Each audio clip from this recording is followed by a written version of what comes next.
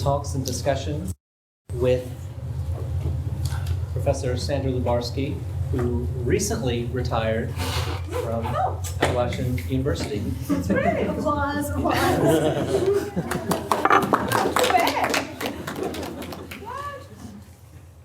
And you can find the rest of her bio, obviously, in the bio. Regina, stop work. I came before, doesn't matter. Yes. Paid by the university. Yeah. Well, thank you for having me here, and this is such a joy to be here. I actually presented probably a more formal presentation, so bear with me, but I'll try to move through it quickly.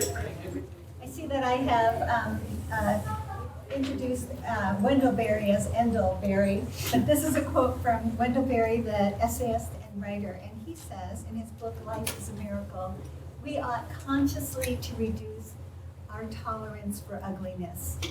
Why, if we are in fact progressing, should so much expense and effort have resulted in so much ugliness? We ought to begin to ask ourselves, what are the limits of scale, of speed, and probably expense as well, beyond which human work is bound to be ugly? And the ugliness that I want to focus on, and that I'm focusing on in the book I'm working on beauty and sustainability, is the ugliness that we've done to the natural world. And just quickly, a couple slides on this. For example, this is the ugliness that comes from the process of beheading mountains with mountaintop removal in the Appalachians. And if you haven't seen this, it's quite disturbing. This is an image from the resource pillaging that's going on. Many of you are familiar in the Alberta tar sands. So on the right is that moss that growth there that is being destroyed by surface mining. And again, the Alberta tar sands. And even the worker camps it's interesting how that gets, that industrial ugliness gets translated into the built environment there as well. And then, of course, we have in the last 20 years, although fracking is a process that's been going on for 60 years, in the last 20 years, especially gas and oil extraction in the U.S. has left this kind of pockmarked maps all across the U.S. from Pennsylvania to Oklahoma and even to California. So that's the context for this. In conversations about sustainability, though, we rarely hear talk about ugliness or beauty. Though it was beauty that clearly motivated the early conservationists. If you think about the Hudson River artists, the Romantic poets, of course, John Muir, they were all motivated by beauty. But the contemporary conversation has focused largely on resource use, on efficiency, and on management, and with very hesitant and noticeably ephemeral references to beauty. To a large extent, of course, as you all know, this is because most people still are nurtured on and have accepted the modernist worldview, the mechanist worldview. How beauty became eviscerated, how it was domesticated and feminized, separated from the sublime, how it came to be subsumed under the general category of value, and then neglected and ultimately rejected as anything more than subjective opinion, is a complicated chapter in the history of modernity. And the fact that this chapter is rarely spoken of is, of course, evidence of the triumph of modernity. And so, heading into a conversation about beauty is like free climbing the face of El Capitan. Not that I have metaphor only. Propelled only by our vivid images of beauty, we undertake a set of difficult technical sequences, focused on the ascent more than the summit, and refusing to deny the obvious, that the world is filled with beauty. We seek cracks in the modern worldview for our handholds and footholds. And one of the most important handholds has been Whitehead's worldview. And what has been described as his outrageously hyperbolic claim that the teleology of the universe is directed towards the production of beauty. But this claim is not hyperbolic or outrageous. It only sounds that way to ears that have been tuned to the modernist, materialist, mechanistic worldview. So just quickly, I don't think I really need to remind all of you here Whitehead's basic ideas about beauty, but I'm going to run through them very quickly. Okay. The first, of course, is that Whitehead's entire philosophy is based on a reintroduction of value into the world. And for Whitehead, the very process of coming to be is an aesthetic process. That process, of course, is the process of making a coherent unity out of the unfathomable array of facts and possibilities. I don't think I have. It involves a series of inclusions and exclusions of correspondences and contrasts, all with the goal of integrating the details of the past into a novel composition, into what Whitehead called an aesthetic synthesis. Whitehead's summary of this process is his short definition of beauty. Beauty is the mutual adaptation of the several factors in an occasion of experience.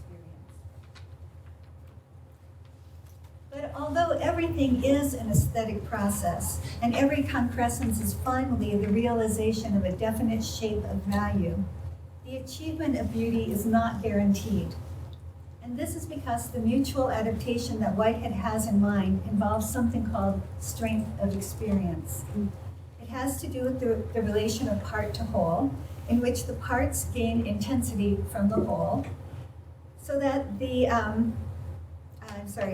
parts gain intensity from the whole so that their individuality is intensified, at the same time that they contribute to the complexity, massiveness, and overall coherence of the whole.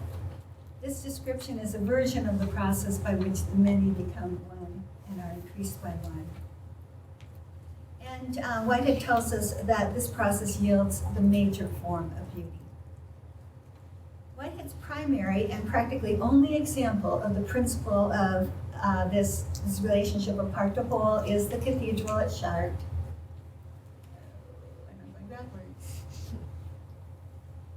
Where he says, and this is in description of the 9 portals, there are those statues, each with their own individuality, and all lending themselves to the beauty of the whole.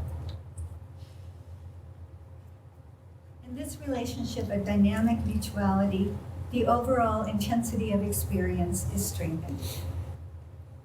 But there's another element that's critical to the coming to be of beauty. In addition to the vividness of individual events attained by variety, harmony, and contrast, and the complex whole to which they contribute, Whitehead connects beauty with spontaneity and originality. He speaks of the beauty attained in a compressing occasion as dependent, quote, both on the objective content from which the occasion arises and also on the spontaneity of the occasion. Whitehead gives much attention to the relations of parts to whole and individual to environment. He insists that beauty requires the addition of spontaneity and originality. And so beauty is not simply the mutual adaptation of the several factors in an occasion of experience. It also involves the unpredictability of novelty that is the defining feature of life. Coordinated spontaneity that adds to the vividness of individuality and creates a fresh coherence. Hence, beauty is the primary value associated with life.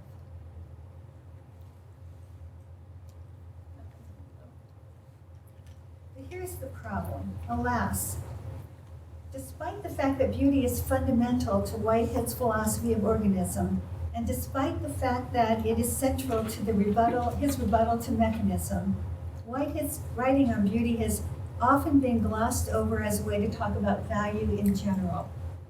And when the idea of beauty often the idea of beauty has been reduced to intensity of experience, without much understanding of what this actually means. Indeed, Whitehead's writing on beauty is so abstract as to be easy to set aside and difficult to apply. And here is my, this is my case in point, if you'll just read this. This is Whitehead. Beauty is the internal confirmation of the various items of experience with each other for the production of maximum effectiveness. Beauty thus concerns the interrelations of the various components of reality, and also the interrelations of the various components of appearance, and also the relations of appearance to reality. Thus, any part of experience can be beautiful. You may be the only people in this world who understands what he has said here. So, Whitehead gives us a metaphysical foundation, okay, for the importance of beauty, but he doesn't give us a handbook for how beauty functions in our daily lives. Much as I love Whitehead and what he has said about beauty, and if I were going to get a tattoo, it would be the teleology of the universe. I have felt like, my husband said, yes, but where? I have felt like someone who's been given the principles of swimming but has never actually gotten wet.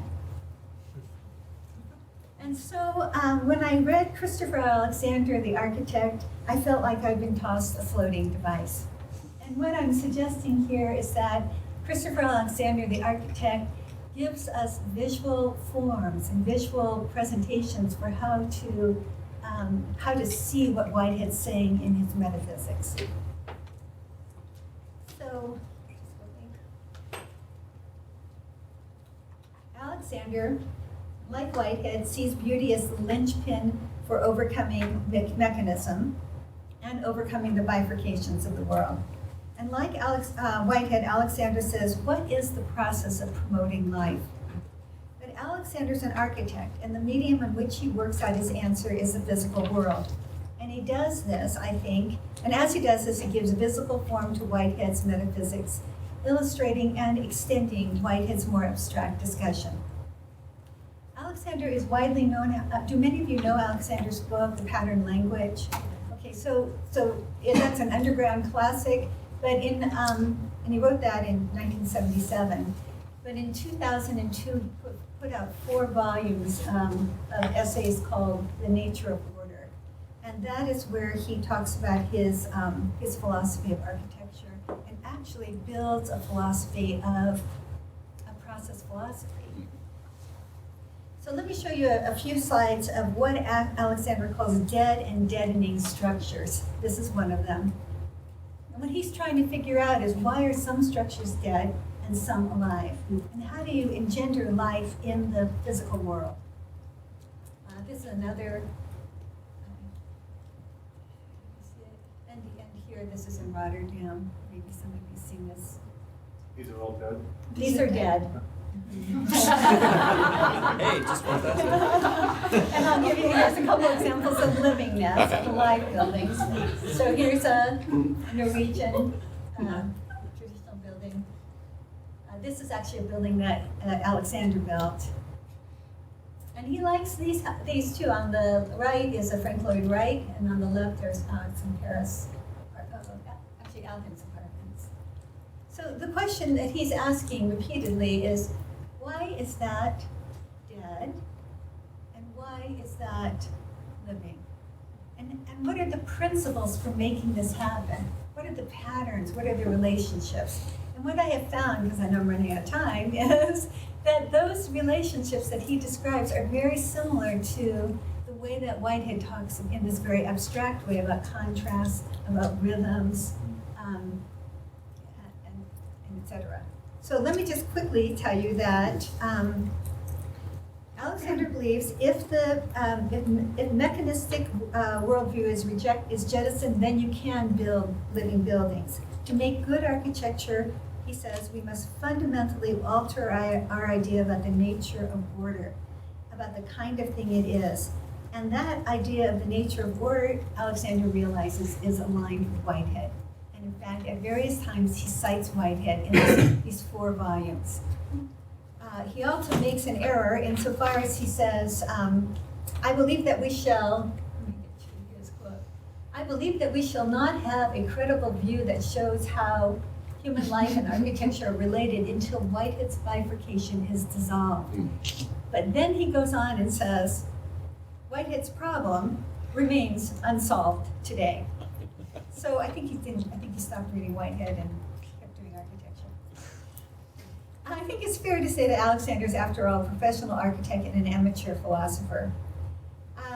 But I think, so I think there's ways in which Whitehead, if we can connect Alexander to Whitehead, it's going to improve, it's going to clarify Alexander's thinking. At the same time, he gives visual form to Whitehead. So let me just give you a few. Sandra, may I ask just a little bit more about that quotation? Do you think that when he says that the bifurcation is the bifurcation that Whitehead identified, it's not a bifurcation in Whitehead's thinking? Oh, Whitehead, no, it's the bifurcation that he's identified, yes. He's speaking exactly about nature alive, nature dead, those particular essays. Yeah, yeah. Thank you. How am I doing? Finish. Finish, oh no. Well, hold on, okay? I'm gonna tell you this. Here's what he's found, that there are 15 principles of living structures. He's done this, so he has spent about 40 years looking at objects and trying to figure out what is going on in these objects, taking 2 objects at a time and saying, which one has more life? And trying to figure out what are the patterns that are present there. And he's come up with these 15 patterns. Many of them, again, echo Whitehead. So you've got patterns of repetition, you've got patterns of dark-light contrast, strong borders, strong boundaries, positive space, a deep interlock and ambiguity. He also later on talks about color. He's got 11 principles of color that mimic these same patterns. But the most important pattern for him actually is strong centers. And by strong centers, they are places of intense energy, fundamental units of living structure, and he equates those with Whitehead's notion of organism. This is a postmodern house that clearly, he says, it lacks strong centers, and that's why it's dead.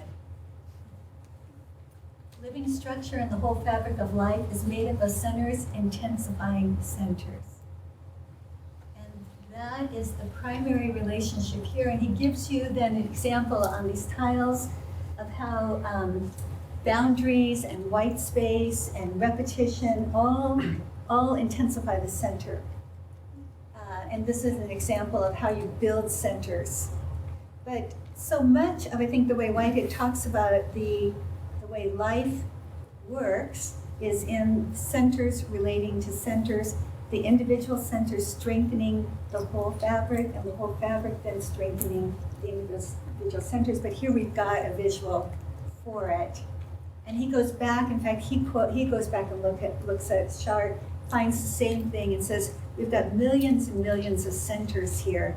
All the folds of the fabric, those are centers. The space in between, those are centers. And they're all building this kind of living structure. The last thing I'll say just quickly is that he has developed what's called the mirror of self-test. And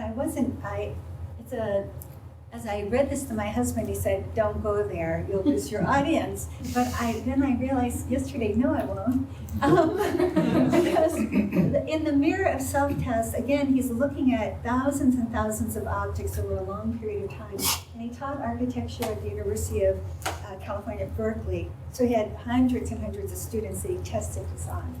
And he said, if you ask yourself, so he believes that there is a selfness to the world. There's an I-ness.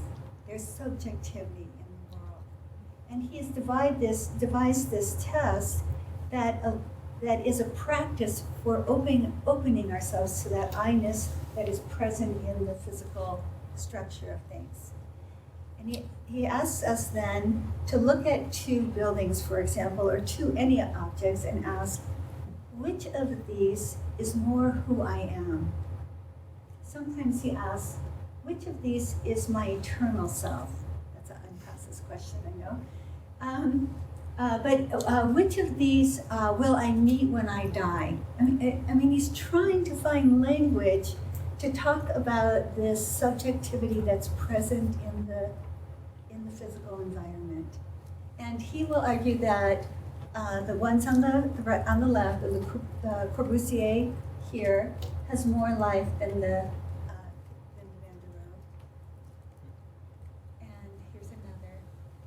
Now this time the Van der Rohe has more life than the Corbusier. But what is so interesting is a practice that he's given us to develop this kind of sensitivity to subjectivity in the world, and in that way a sensitivity to beauty. And I'll just end by reading my last paragraph and urging you to read his 4 volumes. And that is that there is not a one-to-one correlation between Whitehead and Alexander. But they are mutually supportive of one another, and together they help us move beauty from the margins to the center of our concern. And in doing so, it's my opinion that we will find ways to intentionally practice beauty, and as with any practice, we will become more sensitive, more discriminating, more passionate, and more adept at protecting and encouraging beauty in the world. And we will recognize with Whitehead and Alexander the importance of beauty to moving beyond mechanism and toward a more robust understanding of sustainability. So thanks.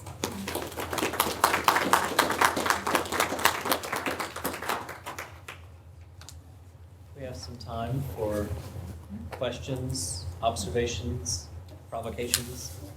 Thank you, Sandra. Very interesting and provoking. While you were talking, I was thinking of Gaudí, the Sagrada Familia, which is, but he studied also in his own terms natural organisms, and Sagrada Familia is an incredible building.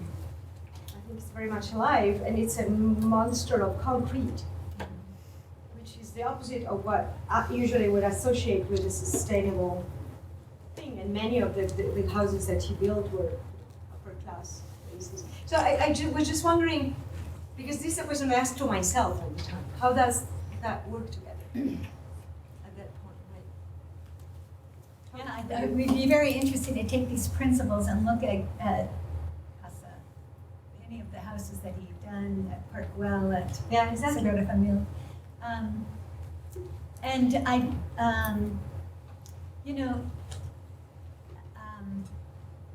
it's not, he does believe, he's loose, okay, he's much looser than Whitehead. So that sometimes he talks about this life that's actually in the electronic life that's in all the material. Sometimes he talks about it's not so much that there's a livingness in the building as that it evokes livingness in us, because we're in tune with the patterns that are being presented. And these are patterns that are part of the structure of the natural world and the structure of reality. So that's the way in which he's talking about how you build life into a building. He doesn't lift up any Gaudi as far as I don't know why. Well, it seems this is very much linked to cognitive psychology as well too, where you can take visual images of letters maybe. You can give people words that sound harsh or words that sound really soft and calm, and you can actually manipulate or influence the inner psychology of the person. So I guess that brings me to wonder, in the pictures that we're looking at, you see some sharp edges on some things, showing patternicity in other things, and flowing patternicity. It seems like our brains are hardwired to interpret things. What we know, we know that our brains are hardwired to interpret things, such as hard edges, and we can take them into psychological feelings as well too.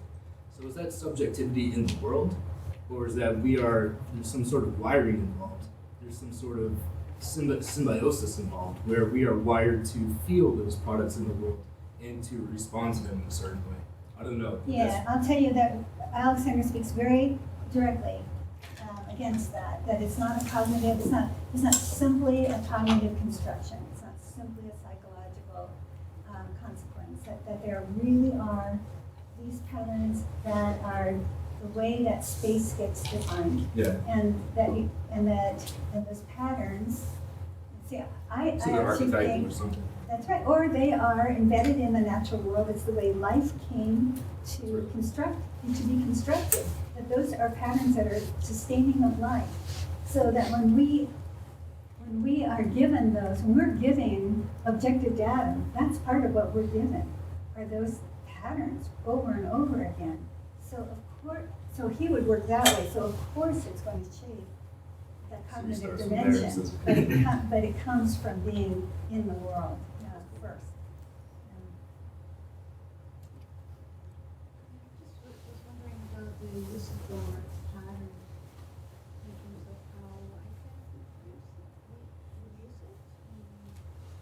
I remember a while ago I was trying to write something in relation to that word. And in the feeling or understanding, or perhaps this way I wanted to understand it, it was writing something that pattern was a kind of repetition, but not of sameness. So how, I just wonder when you say pattern, when I see the offer of those elements that could help to recognize a vivacity for life. I just wonder if we may, if this mode of approaching beauty would be actually building a cemented building towards sameness. It's a So- great question, and so when he did that book, The Pattern Language, there's 253 patterns that he put out there, and people all over the world use those patterns to build their own homes. But what he found was, oftentimes the homes weren't living. They didn't have that freshness. They didn't have that because people were just simply repeating the patterns. And that is what sparked him then to realize there's something more going on than in the structure of things, and led him to start talking about this selfness in the world, the I-ness, and sometimes he uses the word God, sometimes he uses ground of being, but that there is something more. There's some novelty, originality, also life. Really some spirit that is in addition to the pattern. The mental. Yeah, right. We have about time for one or two more. Just a quick comment. Roger Student has an interesting documentary called Why Beauty Matters, and he spends a good portion of it on architecture. He wants to first draw the distinction between subjective and objective sort of notions of beauty, whether it's really out there, whether it's just subjectively in our minds, but also between architecture being actually aesthetically inclined or being much more pragmatic and therefore built. And he talks about educational institutions who traditionally, if we look at Pomona, school theology is lovely to a certain extent, right? But if we go down to Pomona, there's the architecture in terms of aesthetic value is definitely most. So I wonder, maybe as a general question, since some of the conversations have been about the role of education going forward in the sense lab, these various conversations, what role does beauty have in education, in architecture, as humanity moves forward, as we rethink education, environments of learning, and whether we're more inclined to learn differently in environments that are more aesthetically astute, if we can put it that way. Maybe just a general question. Well, I think Whitehead was, I'm in line with Whitehead. Christopher Alexander says, it matters to our psyches where we spend our time. And we are affected by our environment. So yeah, the fact that we build buildings that aren't beautiful does really hurt our abilities. And of course, efficiency and economic constraints have been the guiding rules for architecture, that and ego, of course. So he really, so just quickly, so Alexander taught for many, many years at Berkeley, and he made many, many enemies. At the very end of his 4-volume series, he thanks his colleagues who gave him so much grief for decades. And including, I think he had a lawsuit at some point, because they were so opposed to his introducing this kind of Whiteheadian philosophy to architecture, because they were so immersed in that mechanistic worldview and in the constraints of building, well, and in building, being the artistic genius, and the expertise, the professionalism of the field, and then, of course, the cost issues. But James Hillman, you know, the Jungian, says, don't you think it takes a toll for us every day to spend our whole day under fluorescent lights and with the sound of Xerox machines in the background and artificial plants, and go home along a freeway or edgeway with fast food and strip malls? Don't you think that takes a toll on us? Yeah. Unfortunately, we're running out of time, so if people want to just make very brief comments, and we'll just take a few of those comments, and if there's anything you want to say as a summation point from there. Okay. Just one brief comment about, at the beginning you were talking about John Muir and all these poets and all that. Earlier than that, Alexander von Humboldt was already presenting an image of the world that then influenced poets. There's a new book by a woman by the last name of Wolf. Catherine sent me the review, and I went and bought it immediately, because when she tells me that, I do that. And it's called The Invention of Nature. Oh, yes. And so I highly commend it to everybody. I think von Humboldt was forgotten for a long time, but the 250th anniversary of his birth is coming in 2019. Oh, thank you. And of course, Coleridge, you know, Whitehead was reading the Romantic poets too, but yeah. Before that. I just have, it's kind of a detour, and it might muddy things up a bit, because I'm not so much talking about architecture, because I don't really know how to look at architecture. It's not that's separate from context. I don't know how to land this in Whiteheadian yet either, but I'm thinking about how you build life, like also into a neighborhood.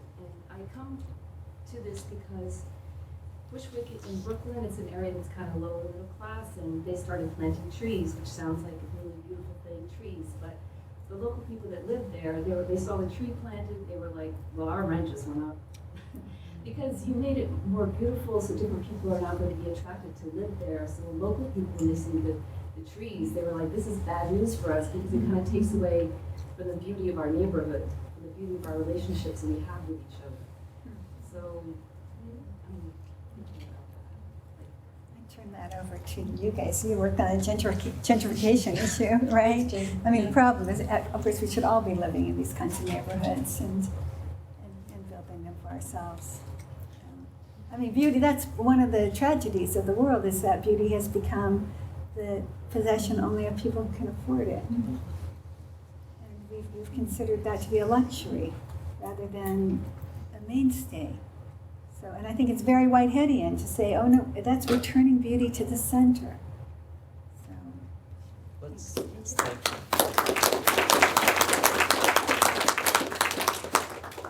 Do you have any setup? Yeah, we have just a minute.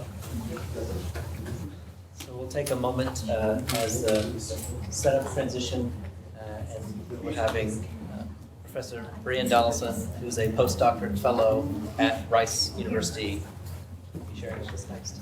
I'm just going to circulate. I only have about 25 of these, but for those who are interested in a visual to go with a video component in the last few minutes, if you'd like to have one, I'll just pass this around. Is it helpful for me to press them? Or you can just let the people choose if they like it.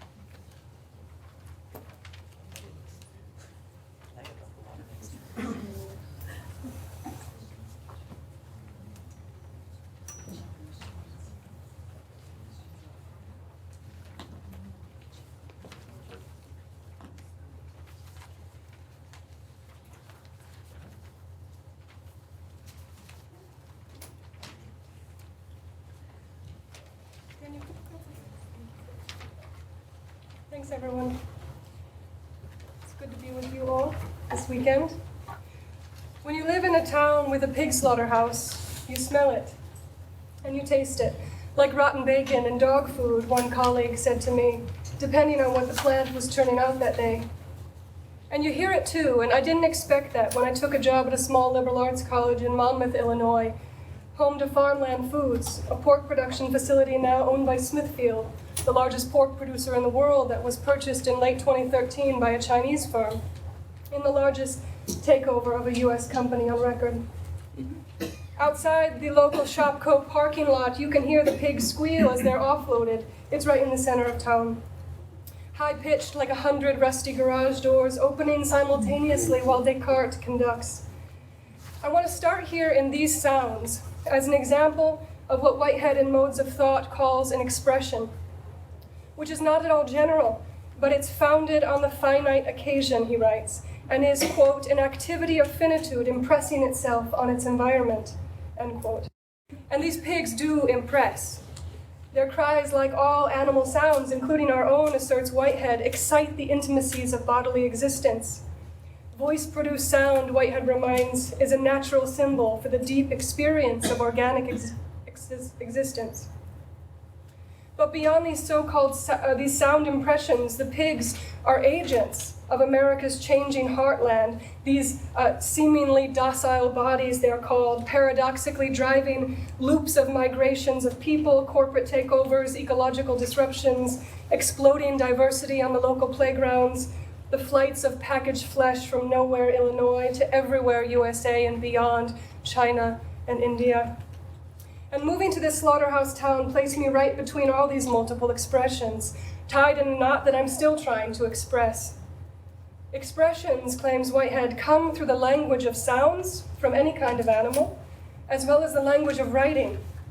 And this language has two intriguing aspects. First, toward itself. Whitehead says language is the expression from one's past into one's present, and it bears within it, quote, the experience which it symbolizes. Now, this is surely worth considering when we think of the pasts that are being languaged in the sound speech of animals. What particular pasts are cried out in the present? What experiences are symbolized in these calls? And the second aspect of language is its role in civilization, a becoming that is general enough to be considered what Whitehead calls important or interesting beyond the finite. So I want to think about expression as a mode of thought that might be akin to witnessing, and thereby tug at the knots of practice that I still find myself in after 2 years in Illinois. The term witness, from the Old English wit meaning to know, refers to one who knows, one who attests, sees, possesses this specific knowledge, but also the action of knowing, of testifying or protesting, from the Latin testes, to certify or instruct or to observe in a multifaceted way. And it's the many-sidedness of the slaughterhouse town that ties the knot, I think.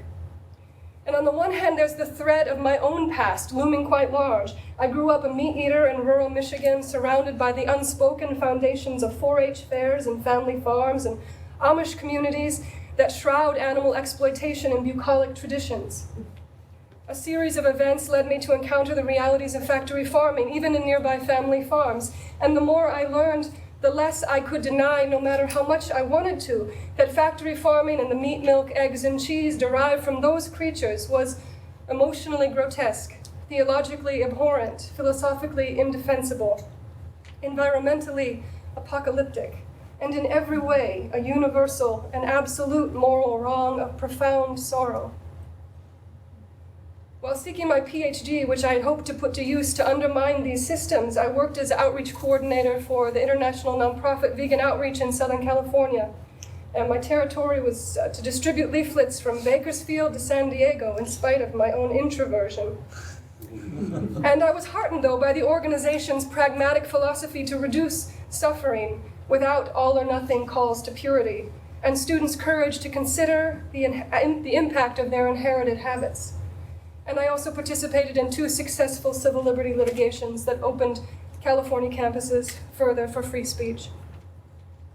Still, taking a gig in a slaughterhouse town is not for the faint of heart, no matter how practiced, and daily inhaling flesh on the air tied me in 1,000 knots, holding together this uneasy balance of being an ethical and an academic outsider whose vegan critique increasingly and paradoxically bound me even more closely to the other threads of this place and its history and its people, who could not simply be denounced.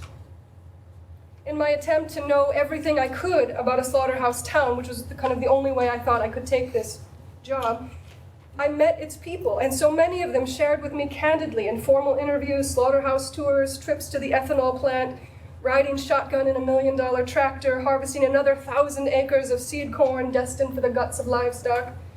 I met with the Burmese minister tending the community of refugees, staffing the kill floor, the Asian African grocer on the town square, teachers writing yet another grant to meet the needs of their expanding limited English proficiency students, nurses and police officers developing translation services for the 14 spoken languages at farmland.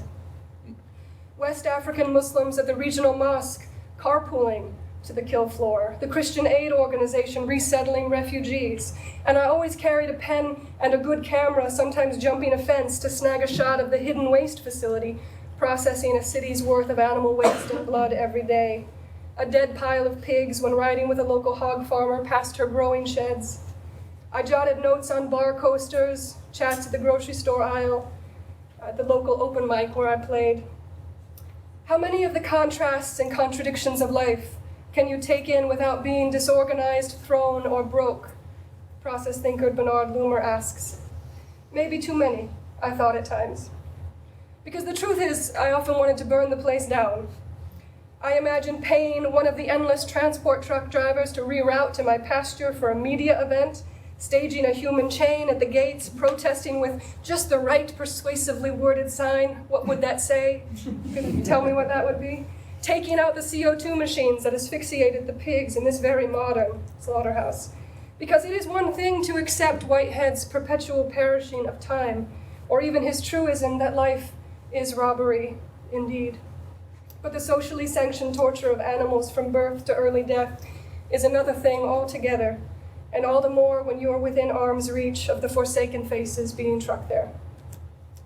And then I'd find myself in the classroom trying to find ways to enable students' own investigation, having first-year students create a public art exhibit of photos and interviews of local vegetarians in the heartland, faculty, students, even the town auto mechanic, surprise! Hosting an author's Skype chat with Jonathan Safran Foer after reading his book, Eating Animals, having agriculture segments in my bioethics course, and exploring attitudes toward plants and animals in Indian philosophy class.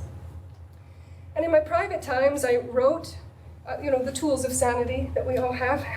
I gave talks, I leafleted at the nearby agriculture university, I hiked, sometimes I drank an inordinate number of Jägermeister shots, and even when all else failed, I lit incense in a new kind of religion in the making, even reciting an ancient Jain mantra of the Jains of India, said to be the most powerful and efficacious.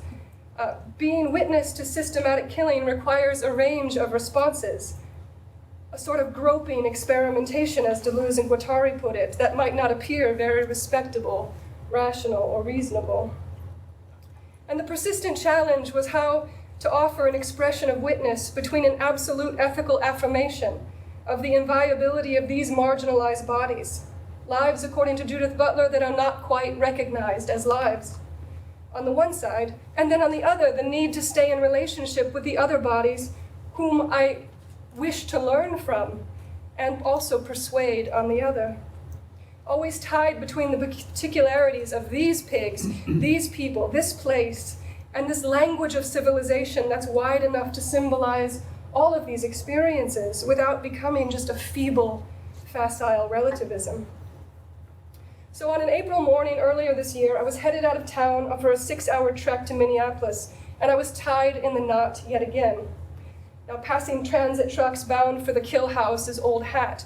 200 bodies per truck, and the math adds up fast. 200, 400, 1,000, 2,000. You can just count the wheels rolling in toward the 10,000 that are killed every day there, 3 million a year.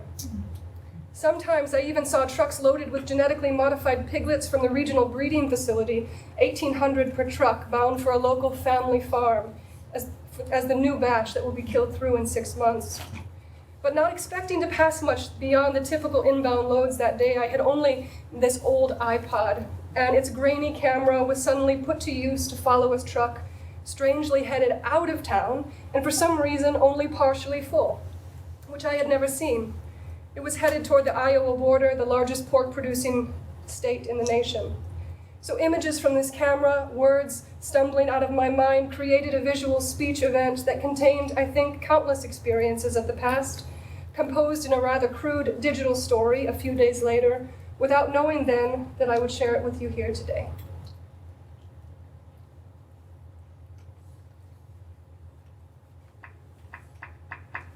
I decided I would love you on Highway 34 West, headed to Burlington, on the second level of the Lennon Farms Incorporated truck from Eureka, Illinois. I pretended I had known you all along, and here I was following close to be sure you arrived at the beautiful place we were going together. When the truck hit a bump, you stumbled.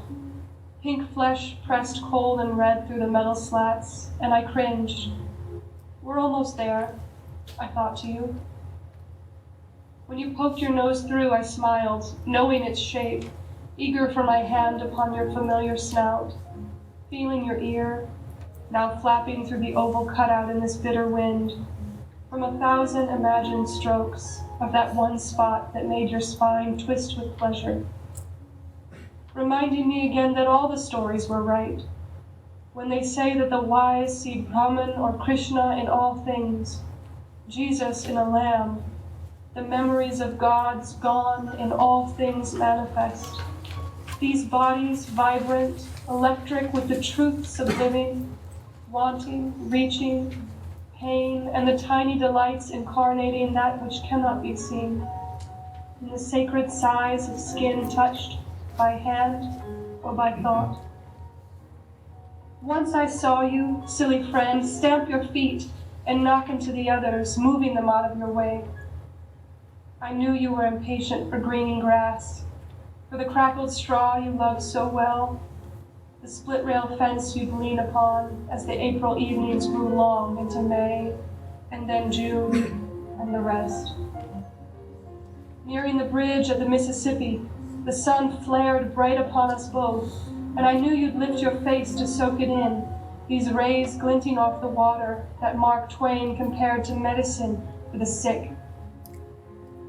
The driver moved over once, giving me leave to go, but I would not pass, because I was with you, riding with you to that new place. Though the fear and shit flecked upon my windshield, the stench through the vents, we would go together. Over the silent currents where the bald eagles coasted in winter, roosted high above the pocket islands where Tom Sawyer and Huck Finn crawled ashore, as you would scramble onto spring clover soon enough. I knew you'd sleep first, shaking off the roughness of this ride, the uncertain sea legs, finding your footing on solid ground shaded by redbuds and the leaning hickory that would have to come down before too long. I too was tired from wincing at every crush and tumble, dreaming my head against your side, weary, a forgetful hand combing through the coarse hair of your belly after applying salve to places bitten raw by the truck's sharp teeth. I would drift off to your grumbles of complaint, slowed to grunts of ease, nestled in the respite of friendship, patterned dandelions speckling the hillside, secrets shared amid creatures so little known. Until the driver flashed his blinker, lumbering slowly onto exit 261. The bodies heaved and rolling as though on a steamboat rocked by a fallen timber, menacing under the water's surface. Vital cargo transported to ruin. The picture suddenly grainy as pink faded ashen, by distance between us that cannot be forgiven, but merely seen, toward a place that I cannot go, and you should never have to. Always wishing for you to tell me more, and better, the sounds and shapes of what it is to love the spectral forms, these ghosting stones, residing in the blind spots of being human.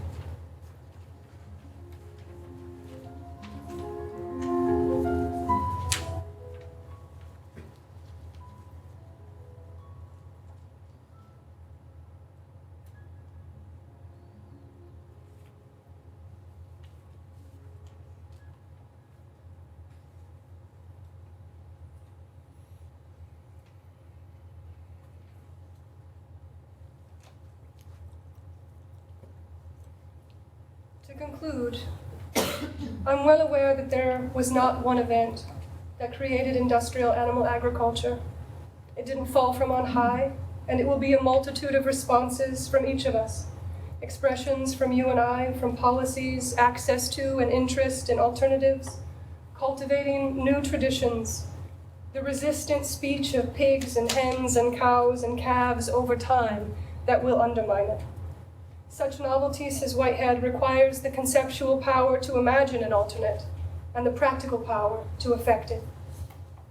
Witnessing, I think, is an imprecise mode of thought and practice, an impossible knot of language that Whitehead claims joins the interdependence of thought with its expressive activities.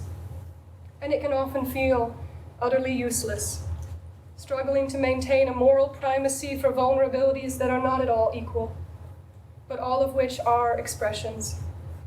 How does one, or how do all of you, balance this expression of witness with the aim of language, as Whitehead puts it, quote, to convey the particular identities on which knowledge is based, end quote, to tell myriad actual stories at once for their own sake and for the sake of a general and abstract importance that will shape the ideals at which we aim toward the uprise of civilization.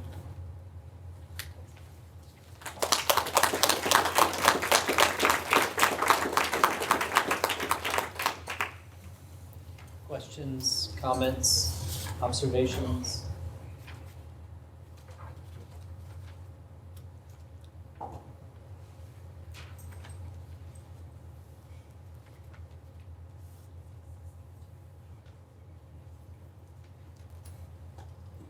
Really, it feels like it's an ode, it's a evocation that is at home in a number of different frameworks. It feels inherently pluralistic. I mean, we know you're a Whitehead scholar, we know you're a Jainism scholar, holding a Jainism chair or postdoc. Is that true? Is there one frame? It feels like the particular lies at the center, the note, and that it can be read in many different ways. Is that true? Or is there a sort of necessity to privilege Whitehead to read it? Or any one metaphysical system?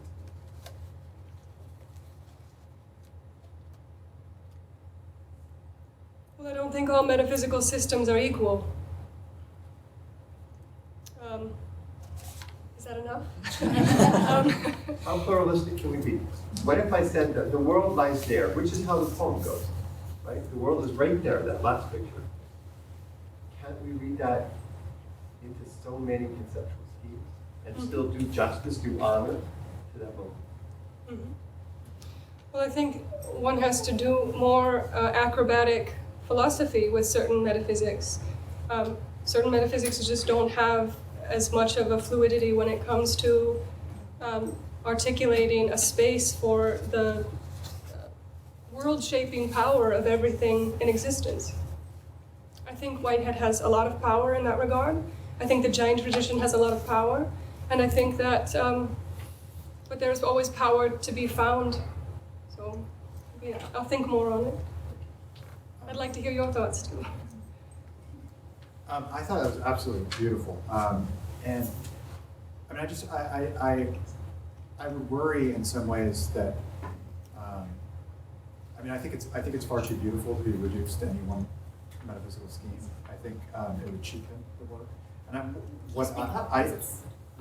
Yeah. I would Speak up a little bit. any one conceptual or metaphysical scheme would cheapen the work, because I think what really, for me, what you're demonstrating is you're being moved to think by a series of bodies, technologies, and so forth that really function as a cause for thinking, that you couldn't have approached in advance, or you wouldn't have known in advance how that was going to generate a set of ideas or something like that. So I mean, I was really quite moved by when you were talking about the pigs and so forth, right? I mean, they function as floating predicates, you know, that become causes for thought and action in your case. And I think that was really, really lovely. Thank you. I think the challenge is, the difficulty is that if we will call the pig snout a floating predicate, I also have to call the female farmer who, after her husband's death, managed to create a independent, family-owned farm worth $15 million, Right. who is responsible for the end of those snouts. And I found her to be a compelling figure as well. Right. And that's where I really felt myself sort of teetering on the edge of relativism in a way that I was really uncomfortable with, and not quite sure what to do with it. Now, for me, I do give primacy to the vulnerable, and I'll rank these vulnerabilities. Yeah. But there was also a kind of, is it Midwestern hospitality that gave me, even though they knew my angle, that gave me access to something. And I felt gratitude. I embraced that farmer when I left, and I thought, what am I doing? And it was a genuine feeling of care, and I don't know what to do with that. Yes. Thank you. I feel there's a really important conversation between the two papers. I was thinking, and this betrays where I'm coming from, but I don't want to have, how should I put this? I was indoctrinated in philosophy in Berlin and with Heidegger, and it took me until I met Whitehead to know it was Whitehead I needed all along. And so I'm hesitant about ways of thinking that bracket life and death, because I want there to be, I think that's what I found so extraordinary in Whitehead, that we could speak about the rock, we could come back to the rock, we could speak about a body as a society of molecules, we could think across those figures. We would have to ask the question that Adam was asking and that you were asking. And for me, what was extraordinary about the beauty was its discordance. And I think that's partly how what you proposed, I mean, all of this made me think that what you're proposing is very strong in terms of how beauty can do its work in the world, which is not to resolve or to make something that we would understand as beautiful, but to activate that complexity of feeling that is precisely unresolvable, and to follow the path, to do the work. And so I was just really moved by that, and I'd be curious how other people thought about it. And just to add another edge of thought, I've been thinking a lot about, I work a lot around questions of trauma, and I've been thinking a lot about the way we use death, and this goes a little bit away from the idea of the pig, but it's still allied to it. I hope you can see the link. But that we have a tendency, for example, if somebody dies of suicide, to say that they've lost something, to make an assumption that the end of life is necessarily a loss of something. And we have a tendency also to say that if someone is old and they die, that they've lost less. And I think Whitehead gives us a way to think this differently, so that we're not presupposing value in one direction or another, and that this might give us the tools to think about the lack of value attributed to certain forms of life that are killable before they live. Anyway. Are you, well, so the last part seemed to kind of bind me up with the part you just said previous, so maybe I had a misunderstanding, but I would say, having taught Indian traditions now for several years, the idea that there's a fluidity between life and death, I think, can be very helpful. And maybe sometimes it's been very helpful for me politically On the one hand, we have this sort of urgent political present, do something, do anything, and do it now. Consequences almost be damned, right? And then there's this other sense of a kind of patient working to say, we are all on our individual path. There isn't the need for homogeneity. There is time to yet work this through. That opens up a space of freedom that is, you're not just bound by a kind of stagnating immobility. On the other hand, I want to be able to say that there is a definite distinction between life and death. And when one spends a lot of time with death, although maybe there are different perspectives on this, novelist John Irvine says, I know more now of death than I did before, and I can't say a word, right? But I want to take death very seriously, and I want to take bodies and pain and fear and sorrow and separation from kinship systems and all of the things that are the heir to us. We have to take those with the utmost seriousness to know what's at stake when they're taken away. And they're only ever taken away for these creatures, right? There is a definitive line between life and death, and it is only the change of practice and the change of systems and the demand for alternates and innovation that includes these bodies into our community of concern, not just animals, but also plants and systems. Only when we can make that affirmation of life can we really start to engage the wages of life and death that are at stake. Because life is a robbery until it's not. And I think Whitehead's notion of God or the Cora or the receptacle, as he talks about in Adventures of Ideas, it's not a value-free event. It's an event that is without obstruction. It's a unison of immediacy. It has an ethical pull in it toward, I think, nonviolence. And I think that has to have action with it. It has to have the decision for different kinds of beauty that are not shaped on trying to minimize less and less loss. If I might add, I actually think we need to start using the word ugly also. And it comes from the Norse word uga, which means dread. We should say that. It is dreadful. I mean, what you've described is dreadful. And I think we have to start to name that as well. So I do have a question though around, because I used to share a department at a 365-acre farm, and we had a lot of young people, talking about humane raising of animals and humane killing of animals. Does the scale make a difference? Mm-hmm. There are people who I think have answered this question far better than I have, and I will point you, without any shame, to The Future of Meat Without Animals, which is a book that derived out of my own living in a slaughterhouse town and wanting to see what alternatives could really be brought to scale to compete with industrial agriculture, because the meat industry is not just about our appetites, though our appetites certainly drive the market. Now with globalization, there is a need. You have to produce bodies to eat this corn. With subsidies, you have to produce bodies to eat the soy, right? These are the only crops that are incentivized, and someone has to do the eating. And also now with markets globally, the demand is coming from bodies that are far away from where these animals are raised.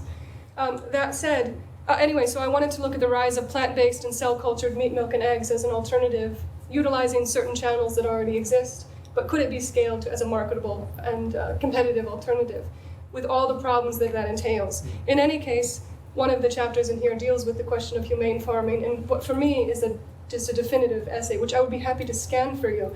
I would say that I always try to speak about factory farming because that's where 99% of food comes from, but most humane farmers, small-scale farmers, recognize that unless they dial their ingestion of meat, milk, and eggs so far back, they themselves still remain 75% dependent on factory farming. And that within humane farming, there are so many levels still of violence, of kind of the removal of kinship bonds, the modification of bodies in order, the forced breeding, these sorts of things that are still in play.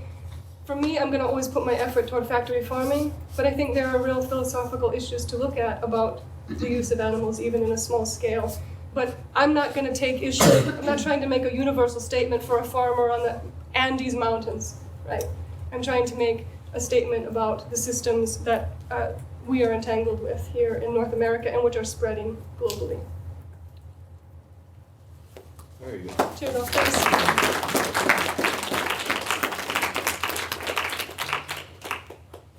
Do you have any digital? Oh, please.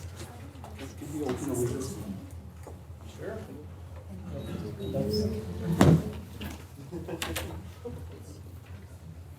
So, Okay. Yes. Go right ahead. You know a. So it's hard to follow Brianne, and she makes me cry. It's not you making me cry, but what you kind of bring to consciousness. And she did that for years already for me. So it's like, why do I have to follow you? Makes me cry too. Roland, didn't you design the schedule? No, only indirectly. So I have to make a break with it, although in some way I will go in at the end, in a sense, in your direction, coming from a different angle. What I would like to do first is a kind of exercise, okay? So we need some movement. Yes. If you would please set everything down and stand up. Look that you are kind of free in some way to move around. Yes. Yes. So the exercise is this. It's a pretty simple rule. You kind of greet other people. And the way you do it is so there's a little touching coming with it, okay? So you take the hands, or you touch the hands of someone else, and you have to always touch two people at the same time to greet them. And you can only leave a hand when you have done this, but you can't leave both hands before you haven't got someone else. To greet always two people together at the same time. That's the point. You get it? Yeah. Understand? Yes. Okay. Go ahead.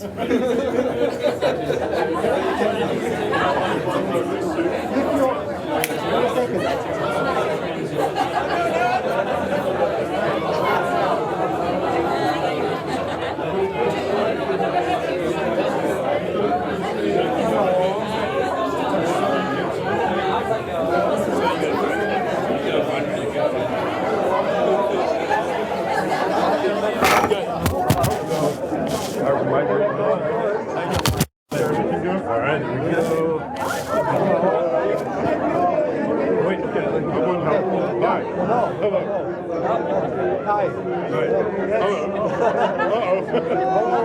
Not just one hand. Yeah, one hand. I can't let go, sorry. There we go. No, I'm lost. Hello, James.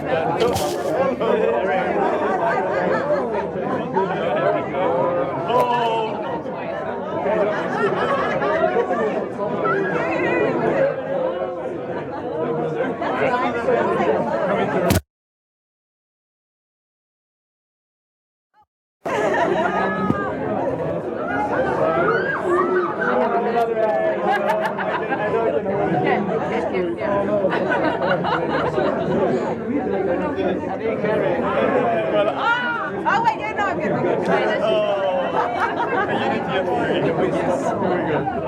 Oh, my best.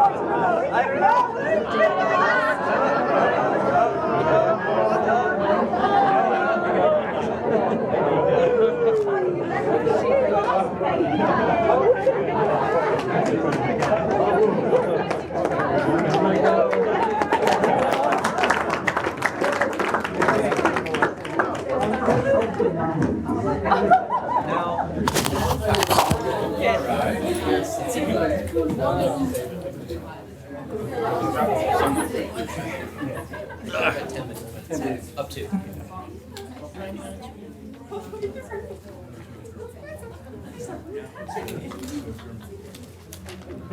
Okay. So now comes the boring part. I have to talk again. And like when I saw that we had to read Nietzsche too, I was thinking of like the Whitehead Laboratory featuring Aaron Brianne Donaldson lab, and in their rucksack they had Nietzsche, a hidden Nietzsche.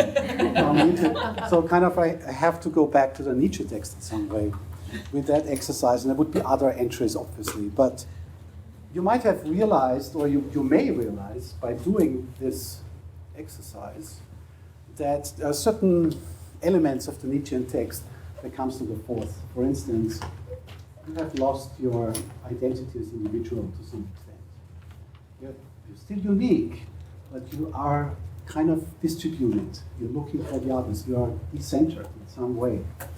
There is like feeling and consciousness go together in an interesting way that is not as personalized, not as individualized. You let go maybe of many things that are possessive, right? The possessive self is kind of subdued in some way, and you open up to seeking out these experiences, like a multiplicity, right?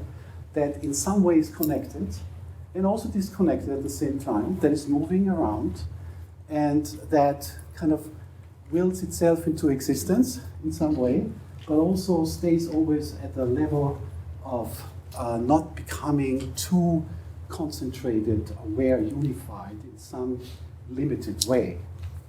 So things like that. And I thought that the Nietzsche text brought me to think about Deleuze and Whitehead in these terms. Obviously, we have to discuss that to a certain extent, that these elements are present in their view too. And so my point is to say, so like this is the turn, my point is to say, in doing so, I think Nietzsche has become a mystical thinker. And what I mean by this is, he kind of shows not only the small ego consciousness that is self-centered or that is possessive, is reducing its influence, reducing or kind of controlling its multiplicities. But in a sense, there is two or three other consciousnesses in the text, more on the kind of edge of it. One is Nietzsche. So he conveys this to us. What consciousness does he have to know that? To be able to go into these structures, to become more sensitive to all of these influences that he realizes. What kind of unification is that? Do we trust it? Is it also a reductive self? Then we should not trust it, because any self in some sense becomes reductive in this process, filtering out our compassion, maybe our feelings of the world, our feelings of the body, and so on. And then there's another one behind that, I think, in the text, and that is what I'm talking about when I talk about the mystical consciousness, or one of two elements. One is to become perceptive of the manyness, the multiplicity of feelings in a compassionate way. In a way in which you decenter, in which you open up the channels that you have closed by your ordinary daily consciousness.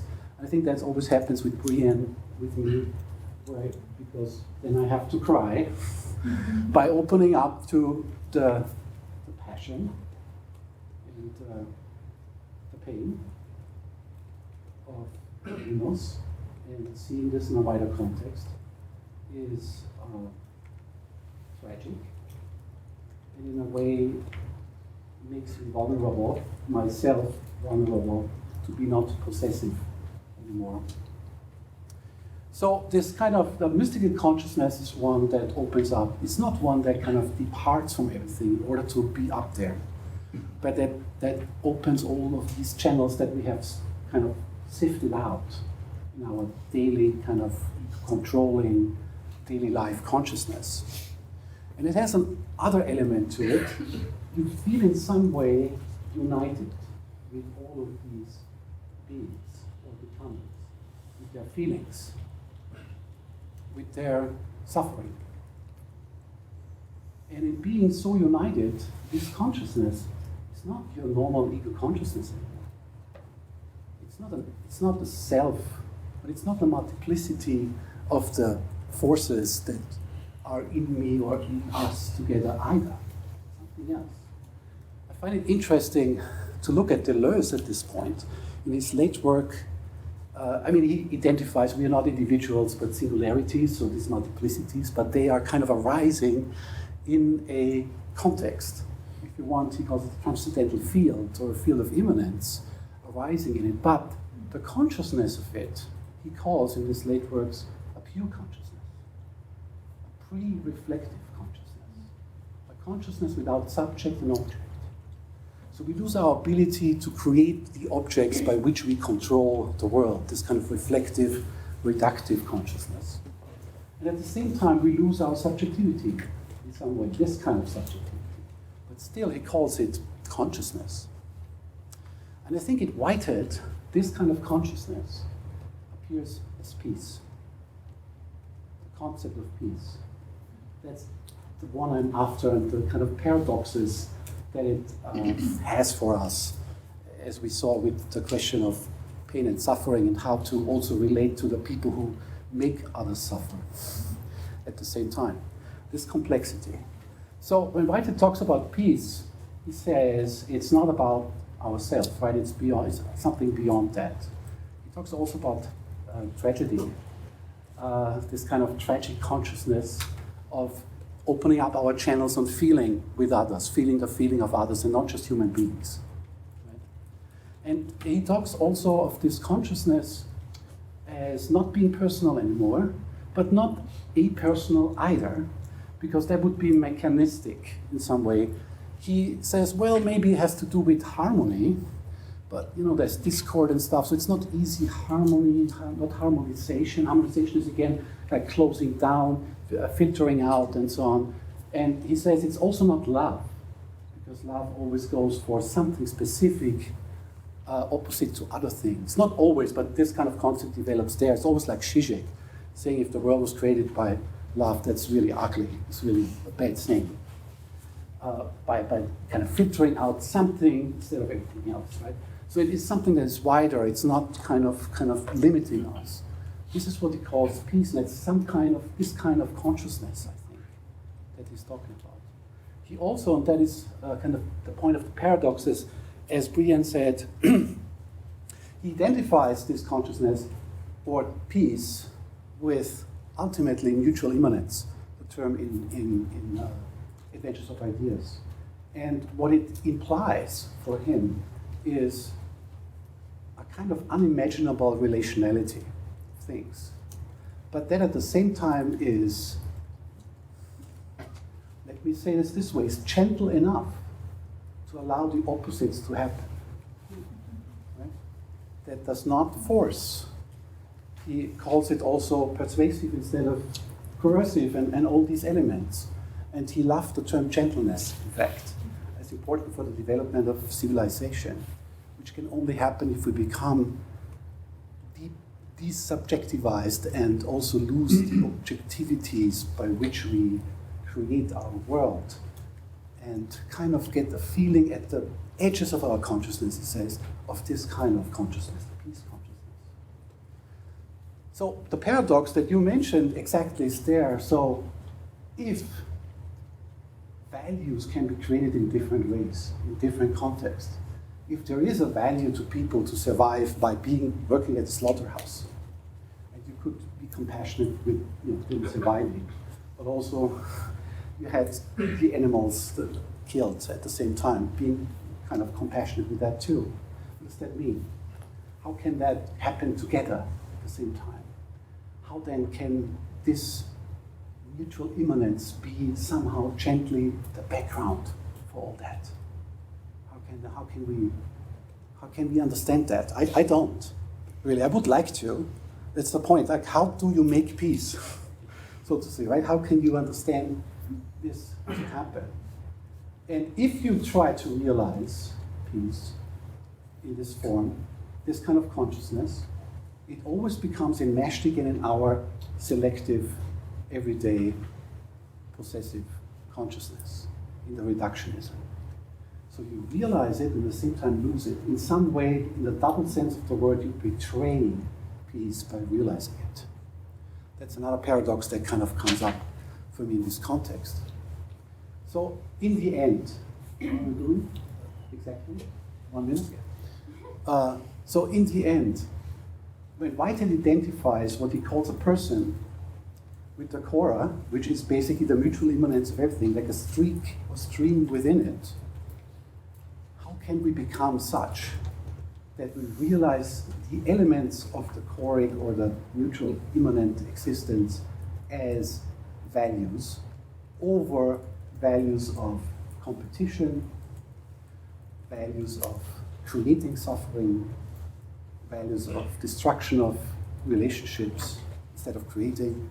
And this, I think, was a basis of our discussions up to now, that we presuppose these values, but they are not actually. Peace is not a value in this sense, but it's kind of a value maker, or it's like the foster mother of values that kind of gently want us to realize these values more than others. How can that be? If it at the same time lets everything else happen too. Okay, that's it.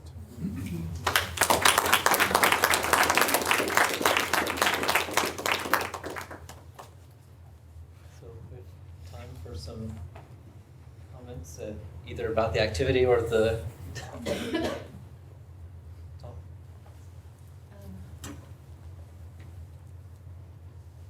I think, or out of my experience, I think that the highest event of creativity, yes, the highest event of creativity, the gift of creativity is exactly what you described.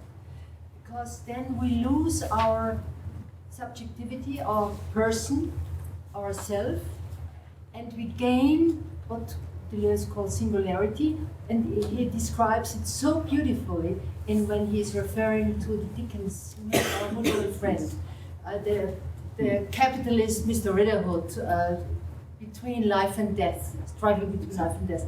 And Mr. Ritterhood is really relieved, and all his face is going in a beautiful shining, because he's get rid of himself. And at the moment, and the empathy around him is another reaction. Is the reaction of this happening. And at the moment, he's gaining life again. He is himself again. And this gift of, I think, the gift of creativity opens up this field of immanence that life itself opens up. And yes, and that, I think this is the obsession to being on stage. Well, okay, let me add this here. Because, I think once more, because all the potentiality opens up a human being has. It increases immensely. And then after going in the guardrail, that's the pity of all of that. another way to say it would be taking up Nietzsche again. So peace is not a concept. You have to dramatize it. You cannot apply it. And every dramatization, and you had a very tragic dramatization of it in our minds. I tried to have another one. Every dramatization is limited, finite, and perishing again. Right? This is part of that creative process. So we never get to the point to really realize it, although it is already the background by which we realize anything. Just to add one, to go back to the classical mythology, because of harmonizing. Harmonia is the illegitimate daughter of Aphrodite and Ares. I think this is an interesting couple. So there's nothing to do with harmonizing. Oh yes. No, I'm saying like And just to- he to wanted to remember. avoid harmonizing, and he did so Yeah, with this- discourse. Brianne? Well, so I wanted to start with this very simple thought in many Indian traditions, which is a distinction between mind and consciousness. And it's very simple, but I come to it all the time because it feels like a really important distinction, that the idea that the mind, or the ego, the I maker, it's called in a lot of Indian thought, is precisely not consciousness. Right? That separative self that's the illness that's diagnosed, and the accessing of consciousness is the cure, right, in a sense. And yet, it's a cure that is meant to, after apprehending it, meant to then inform the eye maker to go and do otherwise, right? So you never, unless you're talking about moksha or nirvana, which are in some cases almost like Whitehead's notion of God. They're almost this sort of limit case occasion, which maybe it functions as a lure rather than a goal to reach. It's always there to be folded back in. You're going to keep both of them, but somehow the content of the ego begins to change as it accesses consciousness. And in that sense, I think there's also a real connection to a difference between the idea of empiricism in Indian thought. Here, it's like in the West, this is a problematic way, but in the West, it's like we can observe something, but there's no value claim. But there's a sense that if you begin to know something and you understand it, behavior will naturally usher forth from that. So then you have this different way of understanding both the self and consciousness and how transformative action happens through observation and attention that are very different from those two ideas, consciousness and empiricism, as we typically think about it in Western philosophy. And then I think if you take those ideas and you think about Whitehead's concept of peace, which I don't remember, was it Adventures of Ideas, where he says it's when interest is transferred to coordinations wider than personality. Yes. And then, so how does one do that while you can only do it in the self that you have, right? The subject has to be the thing, and yet there's this constant effort to transfer to coordinations wider. And then there's the respite. This is why I don't want to give away subjectivity, because we find a respite in our subjectivity. And then we go out, and then we have to return again. And it's, he says, to go for the adventure of peace, which adventures are exhausting, and they're hard, and they're not always just like fun backpacking trips, as opposed to anesthesia, right? So this adventure of peace. And I think that there's some ideas that have to be sort of pulled out differently, because there is a value claim that's being made in all of this work, that there's a towardness. Whitehead's actual occasion is not value-free, it is value-full. There is an ethic, I think, in Whitehead, and it's very strong. It's not just aesthetics, like create something and jumble it together. The more the merrier. It's for the sake of, of peace, which is a non-obstructive state. He also calls it, I think it's page 285 or 286, right? Yes. He calls it also a gift, something you cannot possess, which is exactly the point. If you begin to possess it, then you are back. I just had, thank you so much. I just had a very direct question, and I'm not very familiar with Whitehead on the tragic, and I wondered, that came up in relation to consciousness and peace and compassion, and I just wondered if you could expand a bit, or if anyone else is familiar with his comments. Yeah, he makes this, it appears at certain places, but one of the comments is about peace as being there's a more complicated formulation that I slipped my mind now, that they kind of,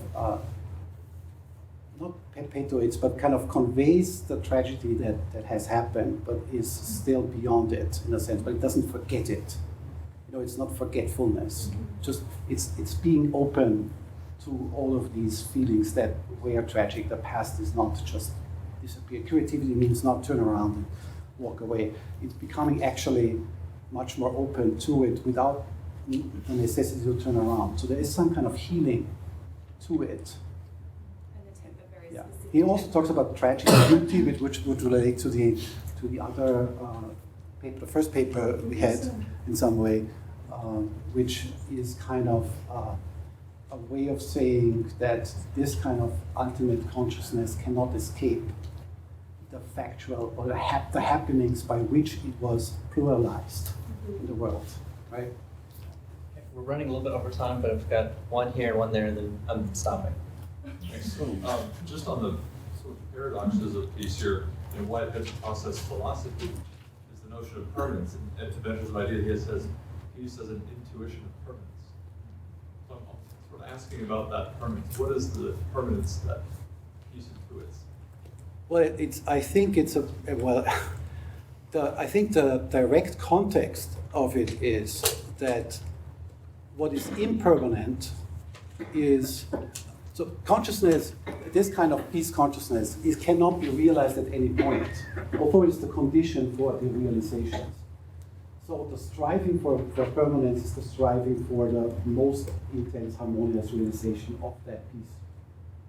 In dramatizations in this world, which at the same time wants to be permanent because of the reached value of it, but cannot, in fact, do so, right? Because it's always impermanently overcome by other dramatizations or realizations or actualizations in this way. So yes, there's the strive for consciousness, which is in these values ethically, aesthetically and ethically, but cannot be reached.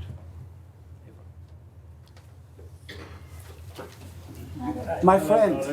You know it's my role to be grumpy. Oh yeah. So, there was another paradox to do with the activity, which is that, this will get back to tragedy, is that it relies upon exclusion, because one had to not include some people in order to include the two. So that might be dealt with in terms of negative prehensions.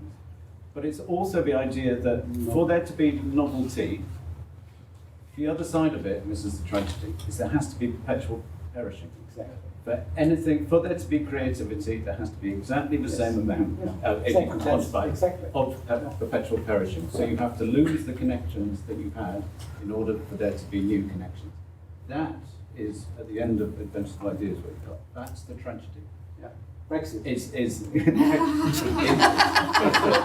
There has to be a counterbalance of death for there to be novelty. Yeah, exactly. That's the point, that me saying that it's always impermanent, but it also, in the double sense of the word, betrays the piece. Right? Betrays it, conveys it, but also at the same time loses it. Again, I would argue that beauty is the consolation of the word permanence. So there is some way in which there is that kind of peace. I think that would be probably a longer discussion. I think Whitehead introduced the concept of peace in order to alleviate the turmoil that comes in through beauty, I think, in Adventures of Ideas. I know, Timothy, I'm going to see if I can get in before you. No, be strong, Timothy. Be strong. So I just wanted to say one thing. I just say this to my end about tragedy, because I really tried to work this through in creaturely cosmologies, and the way I did it was I wanted to not use Whitehead's language, and I started thinking about a virtual hard drive. And like God or the actual event or the core or the receptacle as a virtual hard drive that can hold everything, specifically because it's virtual. It's not limited by form and function. So perpetual perishing in the actual, yes, that's the cost of tragedy. But it's not the last word, because Whitehead puts forth this idea of something where perpetual perishing does not hold, right? It's the thing that through tenderness and patience can save even that which was excluded, that which could have been and was not. That which in the mere world is mere wreckage, right? So that there's this, what is preserved forever in the mind of God, right? This is the permanence, that there's this sort of unison of immediacy, this hard drive that's out there as this, this event to always be, that keeps everything that has been lost and everything that's excluded, which gives us some permission to exclude, I think, when we have to make real decisions about who we're going to give privilege to, pigs, or the people making the cash off the pigs, right? But that this permanence, and I think it, like in modes of thought, Whitehead says, morality is the ability to imagine an alternate, but religion is what gives it its kind of value.